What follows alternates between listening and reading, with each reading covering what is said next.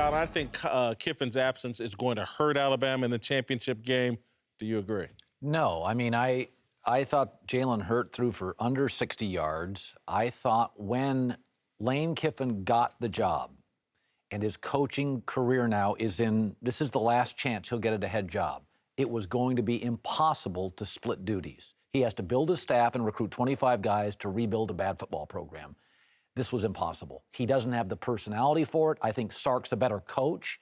I think Alabama's a defensive story and will win anyway. This kind of upheaval just a few days before a championship game, no way that can be good, Joel. Well, the only thing that I would say as far as Alabama's standpoint is that he was just in charge of one side. I don't think this is going to affect Jonathan Allen and that defense, which is the strength of the team, right? I mean, so Jeremy Pruitt and Nick Saban are going to have that unit ready to go against Clemson, and that's the one that they really need to play well in order to win the national championship. I just think it shows incredible amount of immaturity and undisciplined nature from Lane Kiffin, to be quite honest with you. If I was FAU, I would be very concerned and disappointed that my head coach couldn't keep his cool for 2 weeks when last year we saw Kirby Smart do the same thing and coached both games en route to becoming Georgia's head coach. Now, the only thing that I would say is I don't think that Nick was very happy with the process and Kirby Smart last year. Now, it didn't go very public, but the recruiting of staff members and so on and so forth, yes, that did not go very well at Alabama a year ago.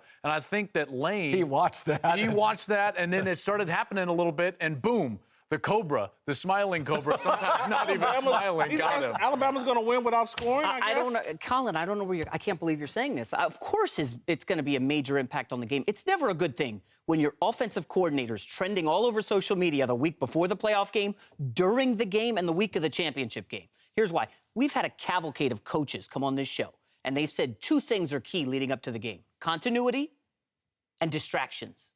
Alabama checks both of those boxes now. You got a distraction with your coach. You got a distraction with your quarterback, your freshman quarterback. And where's the continuity? Joel, how much of an impact is it? You can make an argument, though, that this is the lesser of the two distractions. You can either keep Lane for the week and he can continue to miss buses and do the SI articles, or you can say we're going to nip it in the bud on Monday and we're going to move forward with a much quieter Steve Sarkisian. I think Nick Saban took the lesser of two evils. He says much quieter, Steve Sarkisian. The last big game he coached was like the Holiday Bowl in 2014. Now he steps into the championship game with a freshman. Lane and Sark have a close relationship and largely have the same ideology on 100%, football. Yeah, no doubt. And so, I mean, this is not like an outsider. Sark and Lane communicate beyond Alabama.